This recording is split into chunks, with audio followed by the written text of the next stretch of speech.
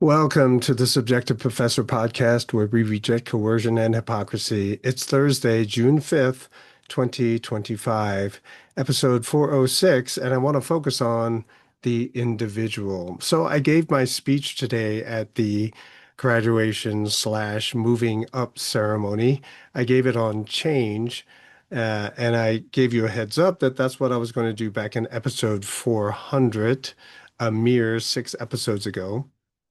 And in that episode and today, I briefly touched on how we put ourselves in a box, right? We get comfortable with a situation. We know all the rules. We know how to work the situation, and we're pretty good at it. So we don't want things to change. It's sort of like union workers, right? They know how the system is. They know how to play by the rules. They know how to advance. They know how to get promotions. They know how to get pay raises, et cetera, right? And so they are familiar with what they need to do, and they're really comfortable. The work is easy, and they get paid a lot of money. So, uh, in a situation like that, you do not like change, right? Someone changing the rules, making your job obsolete. You don't like these things, which makes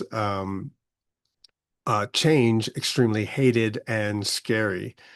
But change does come along and it shakes us out of that box, right? We don't want to leave that box because it's so comfortable, but it shakes us out. And because we've been in that box and we put ourselves in that box for too long, we don't know what to do when we're shaken out. And that's why people are so angry, right? Because they don't know what to do. They didn't expect that they have to retrain or look for another job or have to start the process all over again, except they're a lot older now and they don't have the confidence that they used to when they were younger. So being shaken out of the box, now we have problems. Problems means problems mean we don't have peace, but we all want peace. And I talked about how the desire for peace can be a unifying concept back in 300 episode 388. We all want to solve our problems, and today I tried to focus on that. I think I did it the way I practiced, and when I practiced it, I was just over 5 minutes. I crammed in a lot of information in that 5 minutes, man. You would have been proud of me. But anyway, uh, so I wanted to focus. I don't think I offended anyone, which was pretty cool. But all of us, we want to have peace. We want to have peace by solving all of our problems. So how do we have peace, though? Through justice and freedom, right? Then what? All right. So we need to have justice and freedom, but then what? Well, we need information. We need access to information. We need to have the ability to critique information. What's good? What's bad? What should we forget about? What should we throw away and file away? Or what should we use? I made note today, this isn't exactly what I said. Obviously, I'm taking shifting the focus a little bit onto the individual. But I mentioned how everyone in that auditorium, I don't know, 200 people, perhaps two and a half. Wait, maybe there was 300 people there, huh? And how all of us were in that sanctuary at the same time for the same reason, but the journey to that moment is diverse, right? And I don't mean the road they took to get to the school, that school slash church. That's not what I'm talking about. I'm talking about their life journey, right? Where they were born, where they moved, why they had to move, what situation demanded that they move. And, because what's interesting about this school is not only that it is racially diverse in terms of skin color, but ethnically diverse in terms of country of origin. I mean, there are people from all over the world in that school. It's pretty amazing, right? There are people from Africa, from Ukraine, from Russia. You got people from South America, from Asia. I mean, you got people from everywhere. It's pretty amazing. And so the journey to get to the same sanctuary, the same auditorium is incredibly diverse. And then I said, when we leave here, all of us are going to go our separate ways. I mean, not all, I mean, if you're friends, okay, fine, but people are going to go back to their lives after this moving up ceremony. And if you dig down a little bit more, each individual in each family is pretty much like that. For a moment, for an extended moment of time, you're together. You're doing things together. You're relying on each other. But the whole time, you're perceiving things differently.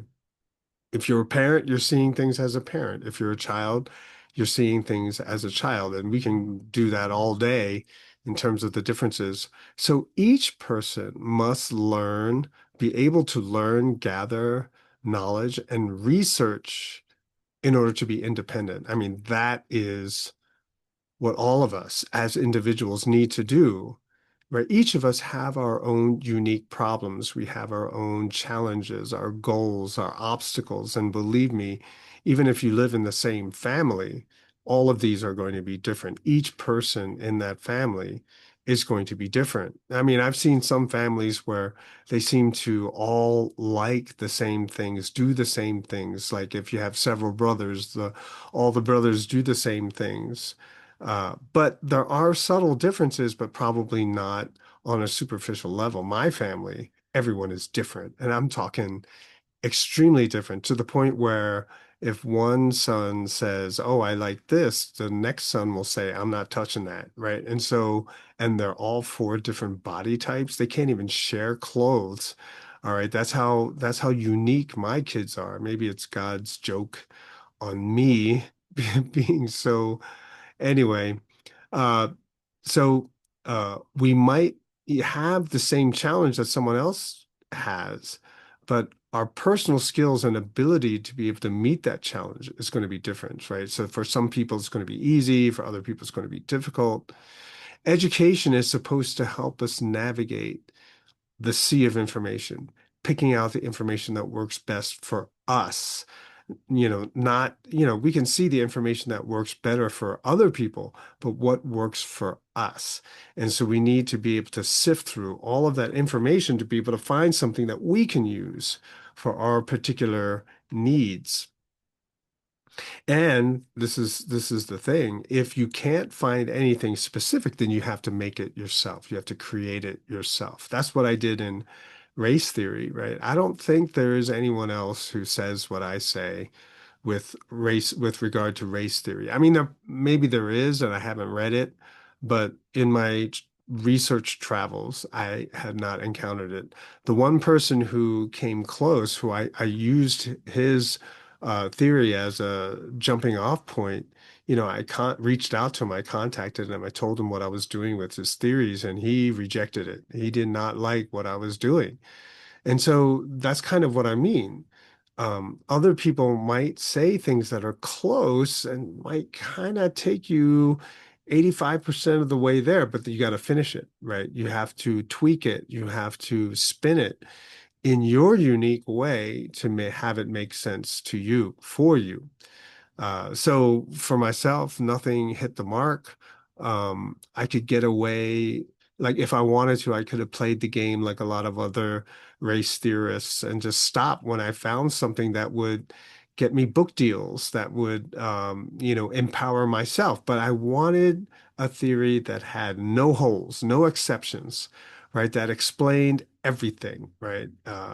And if someone were to come up with an exception or a loophole, then back to the drawing board. But I got to a point where no one could do that, right? And so that's why I talk about it in the way that I do. And you can look at my race episodes and you'll see what I'm talking about. Like, for example, white privilege. People talk about white privilege as if it's an absolute, but it's not, right? You just have to do a little bit of thinking to realize that white privilege does not explain poor white people, right? Especially in Appalachia. I mean, what do you, no, you got to ignore them. And so, in order to carry out your specific political agenda, you have to ignore the exceptions, right? Focus only on the generalization. And for me, this is just too sloppy.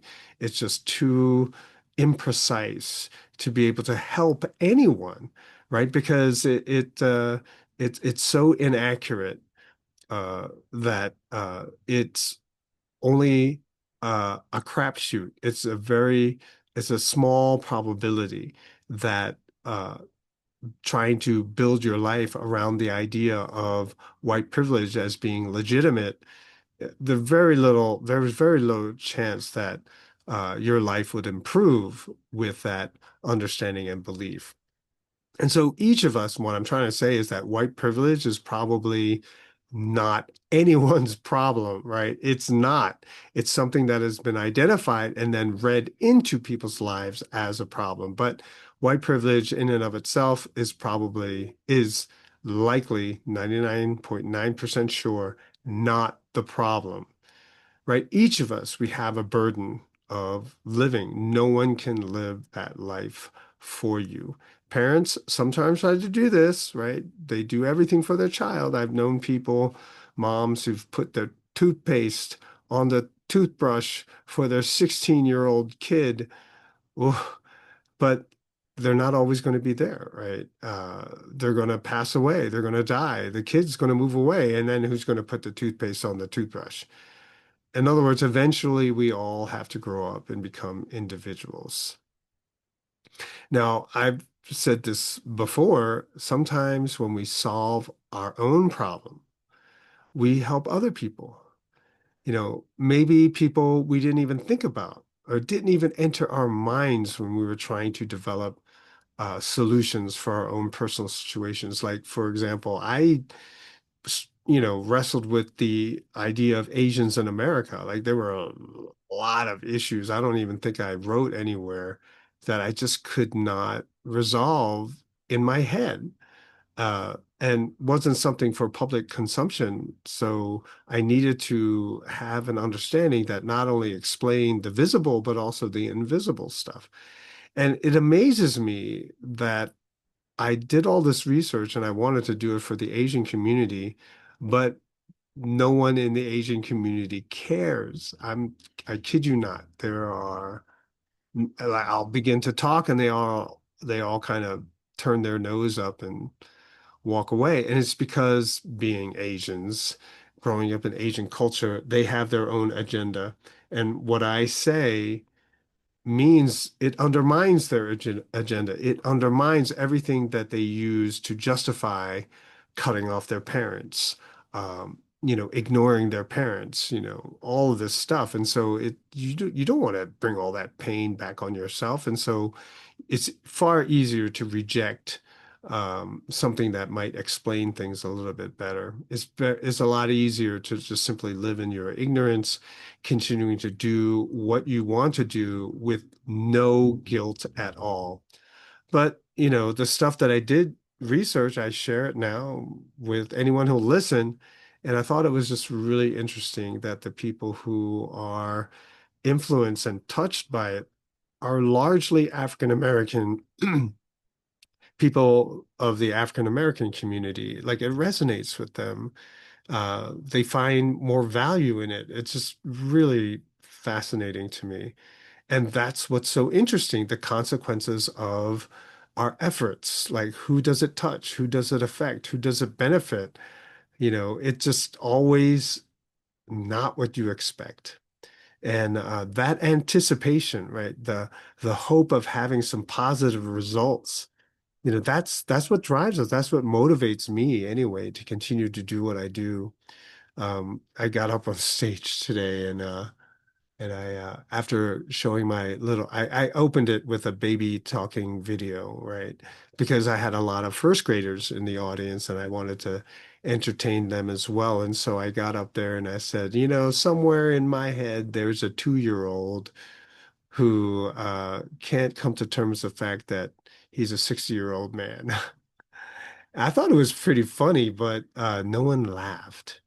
And I think it was because no one thought I was 60. I think they thought I was like 40 or 50 years old, which is pretty insane. I wouldn't mind being 40 or 50, but definitely not that young. But anyway, that anticipation of having some positive results, right? That's what drives us. Now, spiritually, we can talk about faith and the fulfillment of faith. But even in faith, we gotta get up in the morning and put on our pants, right? God is not going to brush our teeth for us. So you got to get up and go. And according to the subjectivity of our starting point, right? Just like I said today, everyone who is in that audience, right? We're in the same place at the same time for the same reason, but how we got there, the journey we took, the life we lived to get there, right? The grandmothers, the grandparents, the parents, the cousins, the uncles, all of these people, the path that they took to end up there, all at the same place at the same time for the same reason, is different. Right. And if we had the opportunity to talk with other people more, life would be so much more interesting. That's my favorite question when I would go up to people. Well, when I was a lot younger, when I actually met people, like, what's your story? And they would look at me like, what are you talking about? I was like, what? Tell me about yourself, right? What's your life story? How'd you get here? How did you end up here, of all places? And they would talk to me, and it was always interesting. If they would think that it's pretty boring, but it's different from my journey, and so it's interesting. And that's what I like to see is the people's journeys, the choices that they made, which took them to the place where they are now. It's just it's interesting to me. Call me weird, I don't know. But can you imagine the average person educated this way, trained to think in this way, so that when they look out into the world, they can recognize people who are just doing socialized thinking, right? This is the stuff you're supposed to think. This is the stuff you're supposed to believe. This is how you're supposed to react when basically what you learn in college these days, right? That's why if someone signals, oh, we have to protest this, everyone shows up, right? Because they were all socialized and conditioned to react and respond to the same signals. But if the majority of society recognizes that and rejects it, I mean, how awesome would that be? Uh, Perhaps we would even sort of vote for different people, perhaps. The whole Elon Musk, Donald Trump feud is quite entertaining. But as I said yesterday, if more politicians, not saying that Musk is a politician, but if more politicians had even a shred of integrity, you would see them doing this a lot more in public, right? You would see them falling out all these so-called coalitions. They wouldn't last. They wouldn't last. All those agreements that they do for each other, the back scratching and the hand holding and the arm wrestling, that wouldn't happen nearly as much, right? So imagine a society where there is no all-powerful state that is trying to keep you in a box, right? All those rules and regulations are designed to keep us in a box. The censorship, the moderation of information, the control of the Department of Education, all of this stuff is designed to keep us in a box, right? Uh, but what if we could render it moot, right? We could simply get out of the box, recognize that it's someone trying to keep us in a box and just sidestep it and said, nope, not going in a box, right? And so this kind of government, this kind of rule, this kind of socialization would cease. So what am I saying? I'm saying getting out of the box is healthy for you. It is healthy for society. As much as we like our comfortable box, it's sort of like that warm, comfy feeling on a winter's morning, on a cold winter's morning. You don't want to get out of bed into that cold room, right? Well, getting out of the box, that comfortable, warm, fuzzy feeling box is healthy for you. And it's healthy for society, because out of the box is where we find justice and peace. Uh, yeah, that's it. So hopefully my focus on the individual change to be free uh, was a good talk today, right? I will talk to you next time.